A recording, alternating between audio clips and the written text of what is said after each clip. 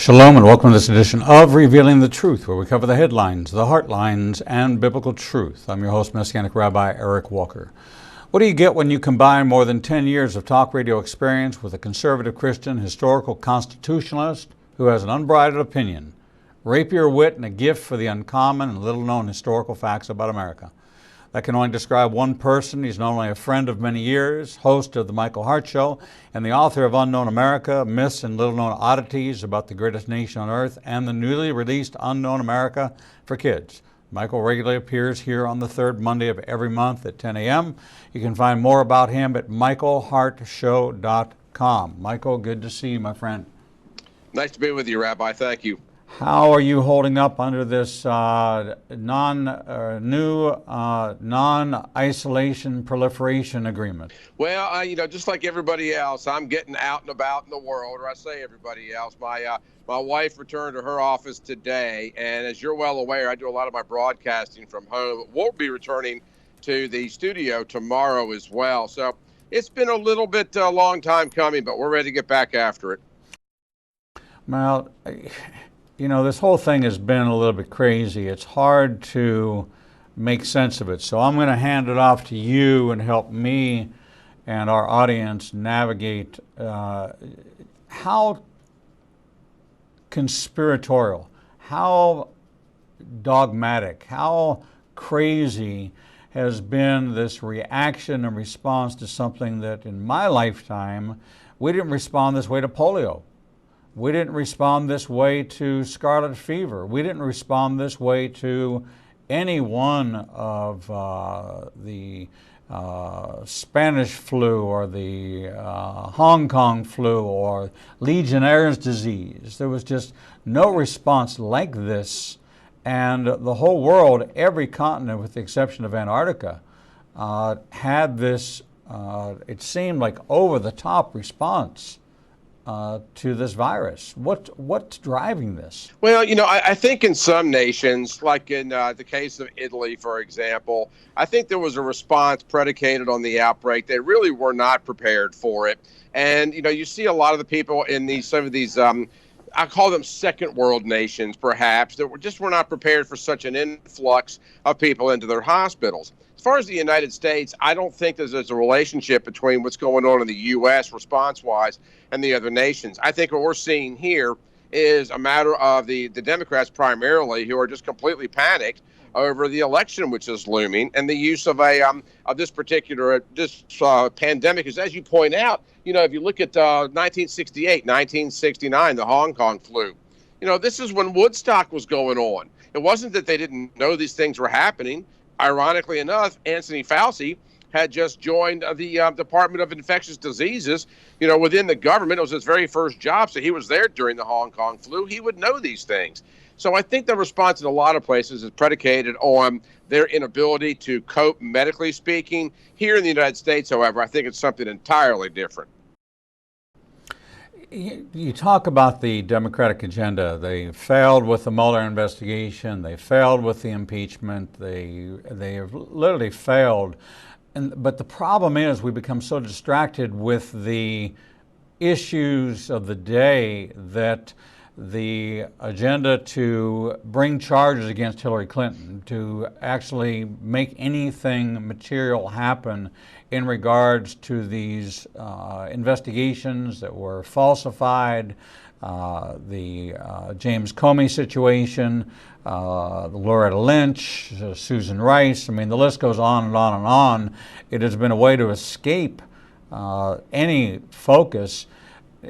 And I understand that that's what the face of this is, but looking behind the face of it, and I think you had our good friend Cheryl Chumley on from the Washington Post, or Washington Times, Right. on who used to have the Cheryl Chumley show right here on Revealing the Truth, and she shared some insights, and I think it's important for us to understand that this has brought a lot of attention by people allowing the urgent to outweigh the important. But in less than 6 months, we go to the polls. Mm-hmm.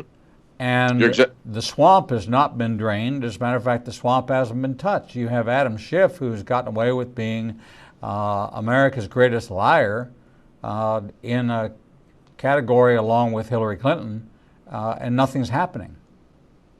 Well, a lot of this is the matter of the exploitation of the crisis itself. The Democrats know all too well, Rabbi, that to get Donald Trump out of office, they have to implode the economy. What better way to do it than to instill fear in people? The Democrat Party also has a demonstrated history of putting their own power and position first over people. We see this all the time. A lot of the early agenda policies of Donald Trump parroted what the Democrats have been screaming all along they wanted to do. He just finally got it done. But somehow they've got to hang something around his neck that he's responsible for. There was a gentleman over the weekend by the name of Bright that came out and talked about the timeline the Trump administration responded to the coronavirus. Well, he had already said something about locking down with travel, and then Nancy Pelosi is screaming her head off, come to Chinatown, we're open for business. And, I happened to have been in Chinatown, all this was going on. I was in the San Francisco area. Right, I remember. And people just don't seem to understand that the timing of this is remarkably suspicious. But I always want to tread water and walk this fine line here and demonstrating to people that the virus is real, the deaths are real. I've had two people in my extended family die of this, Rabbi, but one had leukemia, the other one advanced COPD and emphysema. And they go in and all of a sudden, and both of them are in their 80s. So now we have two people that have perished with coronavirus, not necessarily of coronavirus. But the information, the timeline, all of it is contradictory. And isn't it interesting? And even our most ardent enemies, we can always find something to agree on. With the case of Donald Trump, nothing. Absolutely, positively nothing. Every response. Where was Fauci all along? Where was Fauci in the 1960s? Where was he with the SARS and the MERS and all the other pandemics that we've heard about? Not until Donald Trump is president. And you watch. If we get past 2020 and somehow the Democrats win, this entire crisis vanishes like it never existed. Joe Biden has become a laughingstock. Do you think they're going to pull the plug on him and come up with somebody else? The prevailing wisdom is that they'll leave him in place. And they, had somebody tell me, a political commentator out of Washington, D.C., that whoever Joe Biden's vice presidential pick is, which, by the way, a lot of these Democrat governors are auditioning for that slot, whoever that person might be is who you're actually voting for. I don't know that they could pull out this late in the game, because on top of that, if they do go and pull Biden out, they've also got to admit how wrong they were. And the entire narrative that he's fine, he's great, all the other things they said he was, the only way to pull him out and justify it is to give him some kind of medical malady, whether it's realistic or just conceived. And so I don't think they'll see them pull him out. There might be something, a coup d'etat at the convention, which will probably end up being online. But there might be something of that nature, but just a full scale, because, Cuomo was considered to be the heir apparent if Biden comes out. All of a sudden, he's really in deep water with the whole thing with putting sick, ill people in these nursing homes in New York. So who knows what's going to come of that. But no, I don't see Biden going anywhere at this juncture anyway. In your assessment, and you look at all the news feeds and you look at all the media reports coming in, is there something really going on behind the scenes in Washington that is anywhere near getting to the bottom of Swampgate, is the best I can call it. I mean, there's just so many outstanding issues, and voices like Lindsey Graham have gotten odd. Voices like Trey Gowdy have gotten a little odd lately. There's been a change in tone and tenor. All of a sudden, we're hearing support for Bill Gates, and we're hearing support for some things that are the World Health Organization. I mean, something seems off somewhere, and I can't put my finger on it, but it just seems like something has changed since. At the end of the day, they're going to respond to the political narrative that's the most popular. They've got to get reelected, and they know this. And they're going to be supportive of the World Health Organization because it's the World Health Organization. There's a lot of people out there that are now going to be a little tepid in their support of Donald Trump because they don't know if the support's going to wane. his approval with the coronavirus response has actually gone up a bit. It's 55% as of this weekend. But whether or not that'll translate into the polls is anybody's guess. And they've got to walk that very fine line about being strong and appearing compassionate. And I think a lot of them are very sensitive to that. But there's also another aspect to it that I'm a little concerned about. And that is the fact that the swamp is deeper and murkier than anybody knew. And we live in we've always, in the last several decades anyway, lived in a very litigious culture.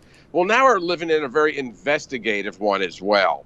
And I think a lot of these people that might have done something or might have had even behaved in such a way that there could be the appearance of conflict don't want to run the risk the Democrats might retaliate by investigating them as well.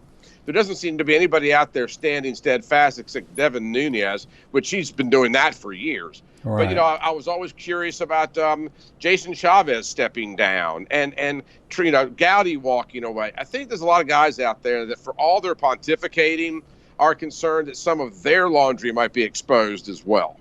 The election of a Republican in California, was that a shot over the bow? Was that something that you think is a harbinger of what's to come, or was that just an anomaly? I don't think it was an anomaly, but I think it's too early to tell because you have people in respective districts that are hit harder than others. And the Democrats have proven a willingness to lock down on them and not listen to them. Gretchen Whitmer is another great example. She was pretty popular when she was elected, obviously so. But now she's, caught in the ire of so many people in the Second Amendment movement and the give me liberty or give me death crowd. And I'm glad to see they are standing up in protest. But I think you're going to see a lot of anomalies. One of the strongest social democrat platforms and organizations in New York isn't even going to have Alexandria Ocasio-Cortez on their ballot. It's a third party. But right. They've pulled her off. They said she's completely lost her mind. So even some of that support is waning a little bit. 2020 is completely up in the air. And had you asked me 3 months ago about the likelihood of Donald Trump getting reelected, I would have laid serious money. That was a 99 percentile. It's probably now in the low 90s or high 80s because we don't know how people are going to react to this. And ultimately, what decides things, unfortunately, is not logic, but emotion. And when it comes to emotion, it's anybody's guess. I believe Nancy Pelosi said that if he gets reelected, she'll resign. I would think that would probably be one of the greatest motivations that any American would have in just voting for Donald Trump, just for that result to take place. But then again, Madonna said that she would leave the country, and right. All these people make these statements that there is no accountability. That's part of the problem, is that you can say something today and tomorrow you can change it and say, yeah, but that's what I said then. That's kind of like this Biden sex offense investigation. Mm-hmm. And, I might have said something about this some time ago, but I'm no longer saying it. So this is the new reality. And because we're in this self-definition, then I can be what I want to be today. I might have been a womanizer, but I'm not anymore. Is that because I had a brain tumor or because I'm losing my mind, I have dementia, whatever? I'm not saying it anymore. There has never really been any accountability in Washington to speak of, other than through the election process. That's the only way Americans get to hold politicians accountable. Right. What do you see changing? Well, a lot of things that are going on in terms of accountability. There is no accountability. And unfortunately, if you take the rank and file American voters, there probably won't be for some period of time, because first off, a lot of them have the memory of an earthworm. Things that were really hot yesterday are completely off their radar today. Everybody is so overwhelmed and consumed with coronavirus and the impending financial doom, it's almost certain to follow. And I think a lot of people have just more or less checked out. And I think something else that we're really kind of seeing here is that a lot of people believe that this beast is just too big to tame, And so it's going to be status quo no matter what happens. Donald Trump said something about cleaning up the swamp, and at the very least, he's given people a lot to think about. But I don't think there's going to be a full-scale change in the way politics is done in D.C. or even our respective states for some time to come. It's going to take a laundry list of changes in politicians and people's changing in the way things look.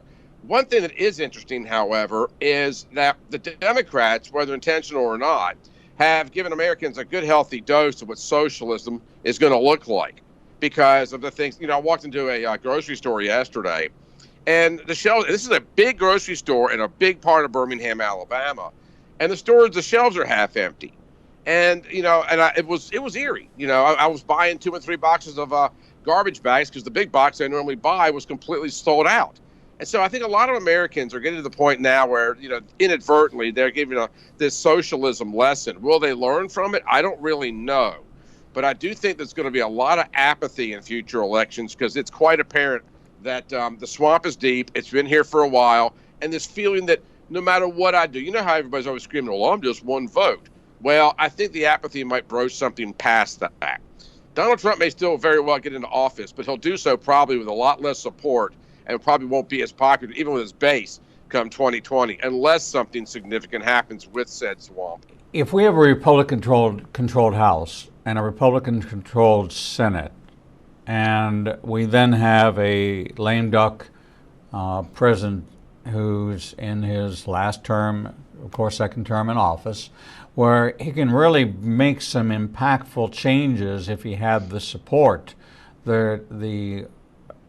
All the items that didn't happen in the first term because of Jeff Sessions or because of the Mueller investigation, the Russia, the whole campaign to nullify the Trump election. Are Americans waking up to the fact that there's an agenda here? Or is this extra $600 a week that now a person who was making $400 a week or $500 a week working is now getting, in Alabama, $870 a week not to work? Right. And it's being extended. Well, it's going to be a big problem because we are realigning the labor force in this country. And, there was the University of Alabama at Birmingham laid off 325 people just this past week. My sister-in-law heads up the department that's responsible for all the surgical equipment at the University of Alabama. And she voiced that exact opinion right there. These people aren't even coming back to work. They're certainly not going to come back to work in a corona-infected environment. But, there's going to be some real labor struggles out there because they're getting quite comfortable. And that's what I meant about the lessons on socialism. On one hand, you have a portion of the population which is seeing the scarcity on the shelves. But on the other hand, the sustenance. You got to bear in mind that people that make $400 a week vote. People that make $4,000 a week vote. The ones making $4K are affected by this for the most part. The ones that are making $400, it's a payday for them. Those are the kind of people, through fear and intimidation, those are the kind of people that can be, I'll use the word bought, although that's probably a little bit on the strong side. But why all of a sudden now would I vote for a Republican if it means I have to go back to work making less money, possibly even putting myself in jeopardy? That's going to be difficult to overcome and a difficult sale to make come November if we're not careful. The choice we're being faced with it was revealed to us in this $3 trillion package that was passed in the House. Right. It won't make it through the Senate, and it certainly won't make it to the president's desk because there's no money.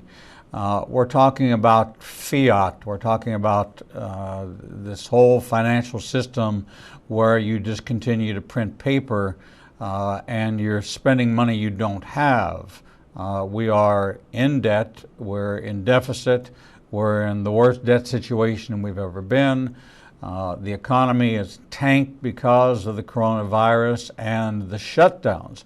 The coronavirus didn't shut America down. Right.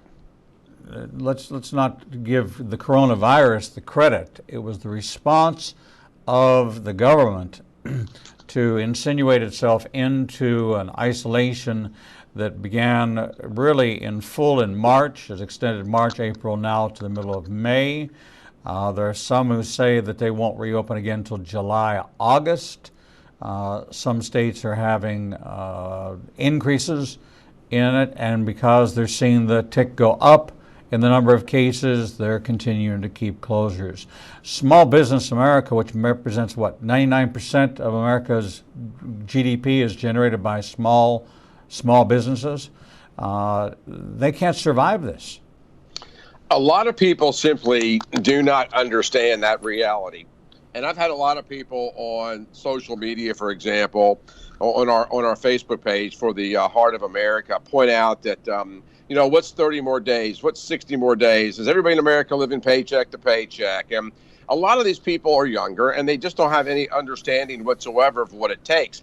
The average restaurant operates on a net profit of about 5 to 7%. So if a restaurant's doing $1 million a year in sales, you're looking at anywhere from $50 to $75, maybe $80,000 in the pocket of the restaurant owner, everything out in fixed cost. So people don't seem to understand that's a mighty slim thing to live on, because it's not a matter of just what can you survive on. It's also a matter of I've got bills, I've got a mortgage, I've got car payments, my kids in school, whatever the case may be. So it's not just a matter of the business not making money, it's the continuation of the loss of money. Some of these restaurants are actually doing okay with curbside service, which will probably be a new reality for a very long period of time to come. But this notion that, here's a problem. There's this belief or a notion that I own a business, so by default, I'm rich. And the reality is a lot of people are in business for themselves because they want the fulfillment. They want the freedom. They want the money. They want to be the boss. It's a myriad of different reasons. But the idea that everybody's got a whole big bag of money in their pocket, while all these fixed expenses, these distributors want their money. Most of these guys are on net 30s. You've got big, roofing companies and foundation companies and water companies that have all these supplies. Don't even get me started on the food distribution channels that have perishables in their back refrigerators and on docks in New York. And there's a gross misunderstanding. It's why we have the conversation about socialism. There's a gross misunderstanding about the way the economy works and where the federal government gets its money. Because you're right, it's fiat money. It's good. It's full faith and credit. Well, we can run out of that too, because we owe every nation in this world money. This idea that we're borrowing money from other countries. No, we don't borrow money from other countries. They simply buy our debt. So half of America is owned by Germany, Russia, and China. People don't understand this concept, Rabbi. We're talking with Michael Hart, author of Unknown America, Myths and Little Known Oddities About the Greatest Nation on Earth, and also the Unknown America for Kids, which is the large print, big edition for you that are now dealing with homeschooling and looking for material to teach your children. An incredible resource that's interesting. It's kind of the size of a comic book, something that the kids are more comfortable reaching for than it is making them read a book. And it's short blurbs about Unknown America, but there is some information contained in here that are foundational lessons and truths we learned during the Depression.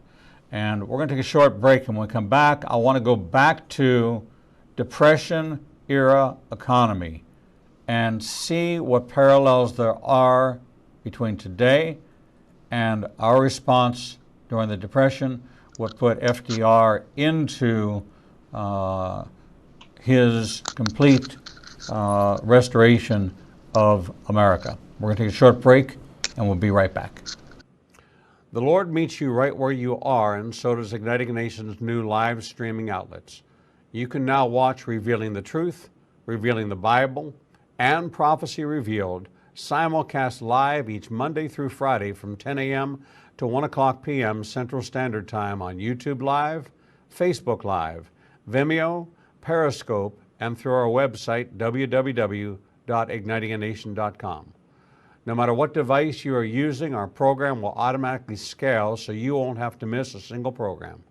And if you happen to miss an episode, you can always subscribe to the Igniting a Nation YouTube channel and access over 1,000 interviews and never miss your favorite authors, special guests, and topics that interest you the most.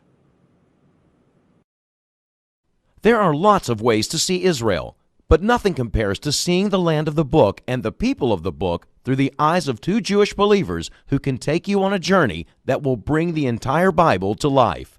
When you join Rabbi Eric Walker and his #1 rated tour guide, Edo Canaan, in Israel, you'll experience incredible teachings, first-class accommodations, and actually walk where Jesus walked. You will experience the Bible transforming from black and white into living color, and you will never see the Bible in the same way again. For more information, visit us at www.ignitinganation.com/events.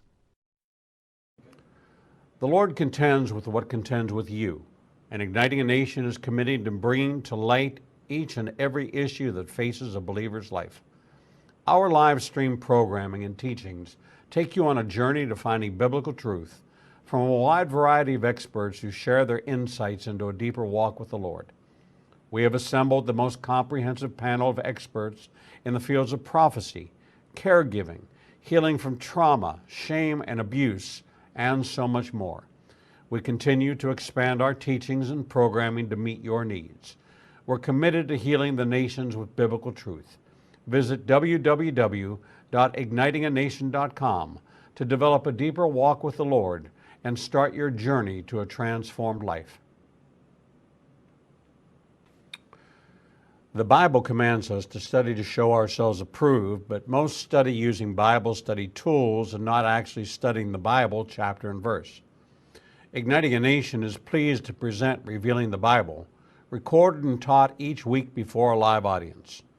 We take you deeper into the actual Bible and verse in both Hebrew and English and connect the dots between the Old and New Testament. You can attend our 2 classes in Tuscaloosa and Birmingham, or watch the program every Wednesday at 11 a.m. Central Time on ignitinganation.com and all our other simulcast outlets. For more information, visit www.ignitinganation.com/events. Shalom and welcome back to this edition of Revealing the Truth, where we cover the headlines, the heart lines, and biblical truth. I'm your host, Messianic Rabbi Eric Walker. We're talking with Michael Hart, host of The Michael Hart Show. Find him at michaelhartshow.com, author of Unknown America, Myths and Little Known Oddities About the Greatest Nation on Earth, both the adult and the new Unknown America for Kids edition. Michael, welcome back to the program. Thanks, Rabbi. I wasn't alive during the Depression. My mother was, but not really old enough to remember a lot about it. What lessons should we learn about what we're going through today? What lessons have we learned, or did we learn absolutely nothing? I think you have to look at it from a demographic perspective. You have to remember that back in the 1930s, there were still a lot of agricultural societies throughout the country, especially in the Midwest and the Deep South. A lot of those people were very self-reliant. They had gardens and they could hunt and they could do whatever they needed to do because they're already doing these things. The Depression did most of the heavy hitting within the inner cities. And like today, a lot of the people in the inner cities were all too willing to allow government to pick up the ball and run. Right. This is where we get the Works Progress Administration during Roosevelt's years, where half the jobs in America are being run, managed, and owned by the federal government. And I think that to a degree, there's a lot of people in this country that might have passed that wisdom or that knowledge, that knowing down to their children and their children's children. So I think you have basically 2 different Americas that are going on here. One that's completely self-reliant, which happens to be the parts of the country that are screaming to reopen. And then you have the inner cities where you seem to have the most things, the most damage and trouble, whether or not it's Detroit or New York or Chicago. So I don't know that a lot of people understand any of the lessons that were learned, other than the fact that I think one of the things that we hear from a lot of senior citizens was our ability to be more self-reliant on one another than on the government, as opposed to people that were standing in bread lines, again, in Chicago or New York. You have this saying, human nature is human nature. That's how the founding fathers were able to warn us about these periods in our time, because they knew at some point that we would try the experiment of socialism. But the thing is, for most people, I don't know that there was any generational lessons to be learned outside of those that were already being taught by their respective parents and grandparents. But the federal government also did, I think, have the lesson taught that in order to stem the tide, soothe the nerves, and calm everything down, they were going to have to intervene. I mean, quite frankly, between that and World War II, this is what gets us the fourth term of FDR. And had we not had World War II, that thing probably would have gone on another 15 years.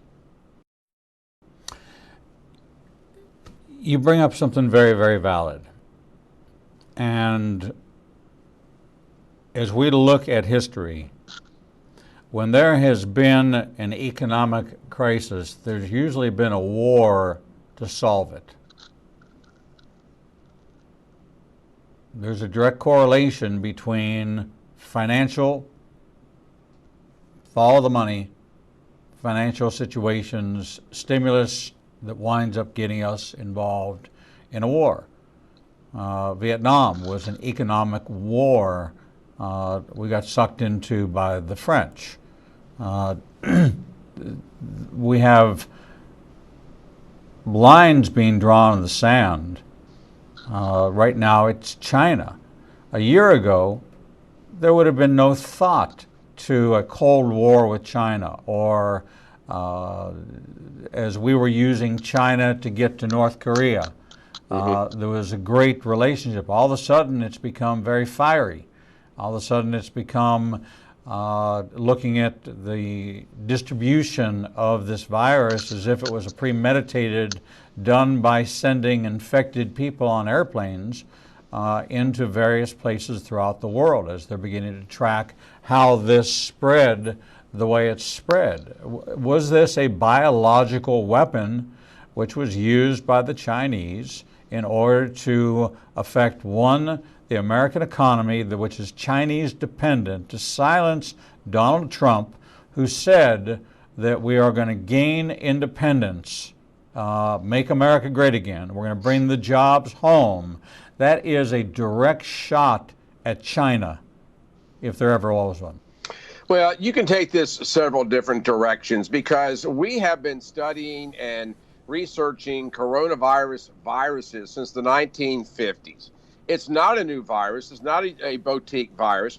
There's also the claims that the federal government was giving money to the research in Wuhan, and the Bill Gates was doing the same thing and giving them free access to Microsoft Word or whatever, and all these conspiracies that are out there.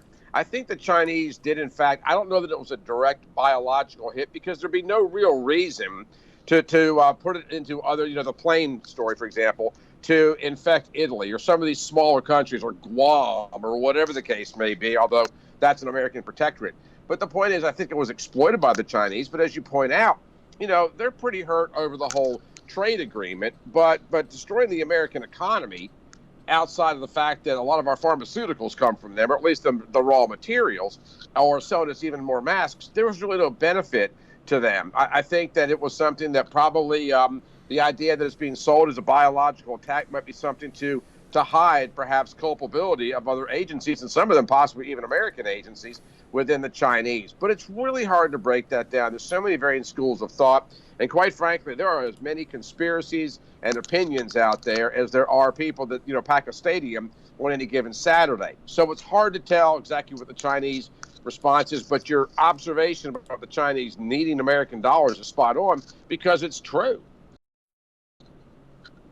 The value in the financial markets, what's really interesting is there has been an inverse effect. For example, Apple stock, which Apple was hugely dependent on Chinese manufacturing and on China being their next big market, their stock is up an extraordinary amount, almost at record highs, in response to this. The market today is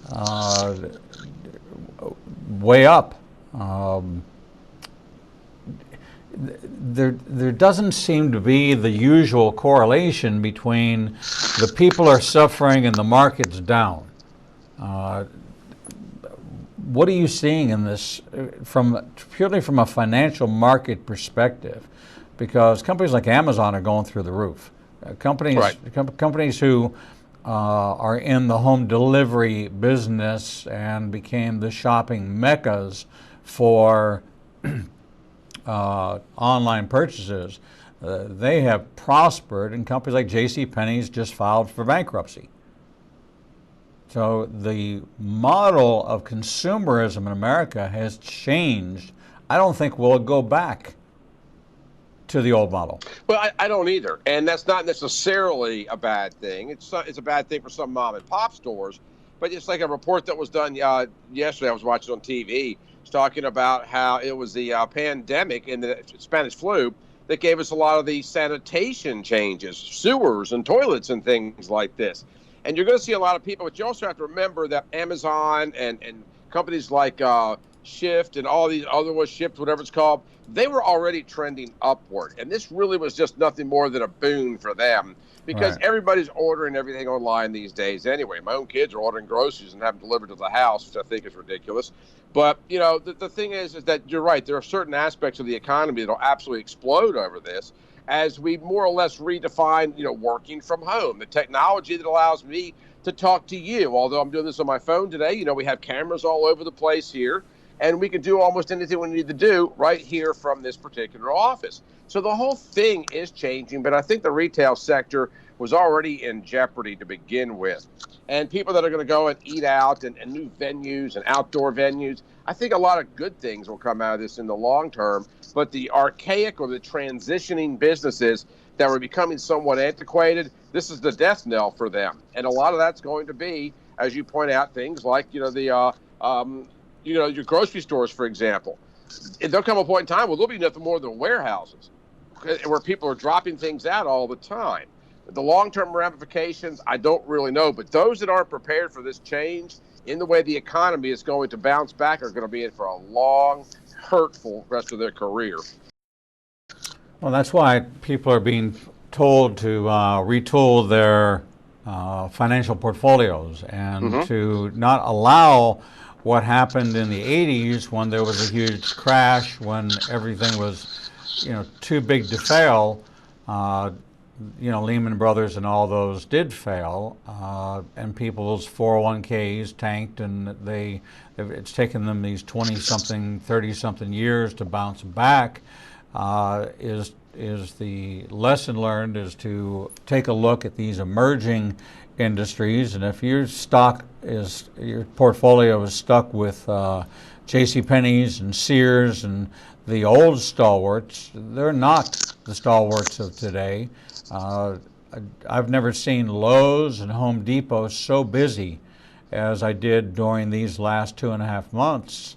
While people were at home, they were saying, okay, well, then I'm going to do that room addition. I'm going to do that remodel. I'm going to do that outside gardening project. I'm going to do these things that I've put off because now I have the time to do them. So people flooded the home improvement stores, and my neighborhood, the landscape of my neighborhood has radically changed. It's been upgraded by 100%. There's flower beds, and there's mulch beds, and there's trees being planted, and there's sod being laid, and sprinkler systems being put in. The people who are painting their houses and putting on room additions and upgrades and updates and things like that, because they're now taking the time to say, you know what, this house hasn't been painted in 25 years. Right. So those companies are prospering.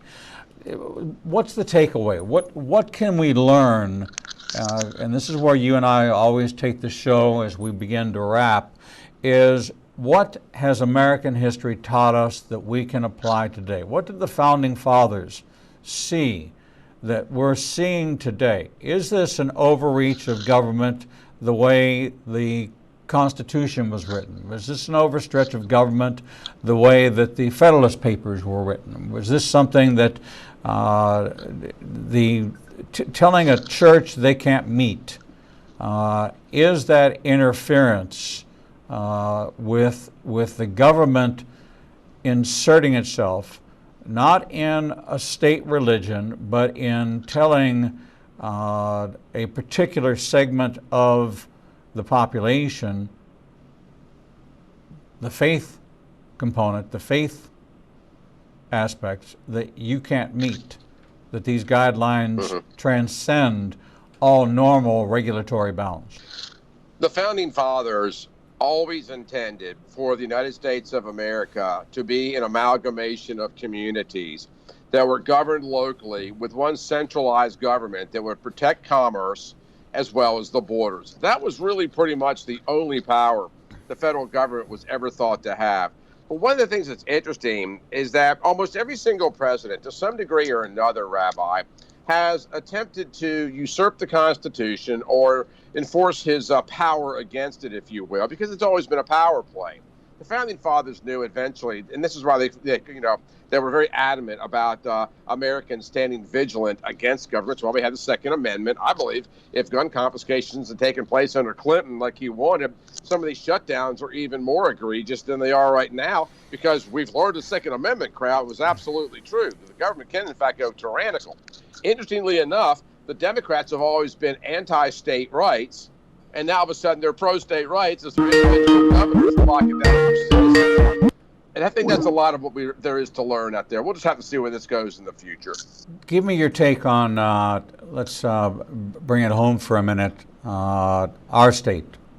How do you think our state, Alabama, has handled this virus? And what are you seeing that may alter the political nature of our state? Well, as you're well aware, Governor Ivey has given the green light for churches to begin congregating again at the end of the month with some restrictions. I'm a little bit surprised by some of the response from primarily the religious community here, considering there is a church on every corner in Alabama. And it seems that the church in the universal sense has lost or no longer understands or has failed to recognize how powerful they truly are when they are all copacetic, when they're all on the same page.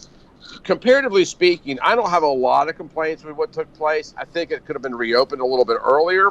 I think that the churches never really should have been closed down.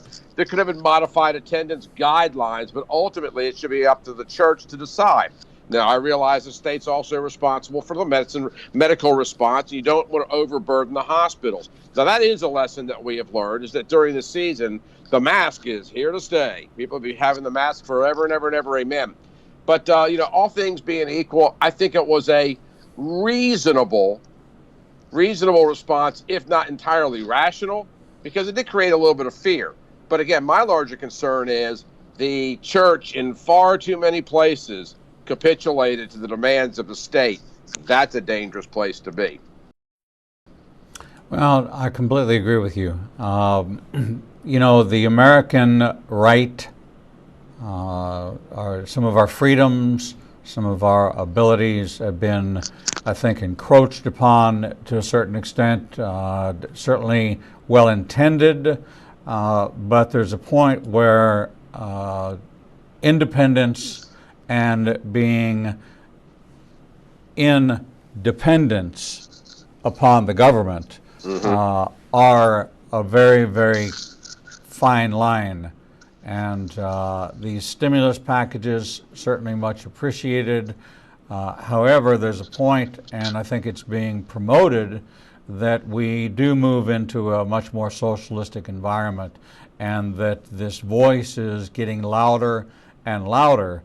And along with that comes many other agendas that people don't realize ride on the coattails of socialism. Right. And that is that minority rights, and that's every minority. That's from polygamist to sodomist to child molester to illegal alien to everything rides on the coattails of it, and it completely destroys democracy. And if you don't believe that, look at Venezuela and take a look at what's going down there. Look at Cuba. Why nobody's seeing it and why we're allowing this to advance in America and supporting what is not a Democratic Party, but a socialist party is beyond my comprehension. Rabbi, at the end of the day, that's why you're holding my book. It's one of the reasons that I wrote it, because Americans are just not that up to speed on our history. We don't educate our children well. You look at Nazi Germany. If Nazi Germany's not dealing with the reparations from World War I, Hitler never rises to power. There's all kinds of lessons from history that we just fail to learn. Spoken True Words by Michael Hart. As I told you, rapier wit and a very candid approach to unknown America, myths and little-known oddities about the greatest nation on earth. You can listen to the Michael Hart Show on a number of different ways. Just visit michaelhartshow.com and connect with him online. You'll be hearing him on iHeartRadio, on TuneIn Radio, on iTunes, iPod, Apple TV, Roku, Amazon Fire, right through our network, starting in the next couple of weeks as we're rolling out all of our new channels. And so you can get connected with Michael from here, from there, from anywhere. Michael Hart, always good to see you. Love to Tracy, and I'll talk to you soon, my friend. God bless. We're going to take a short break. Thank you, Rabbi. And when we come back, we'll bring you the next edition of Revealing the Truth.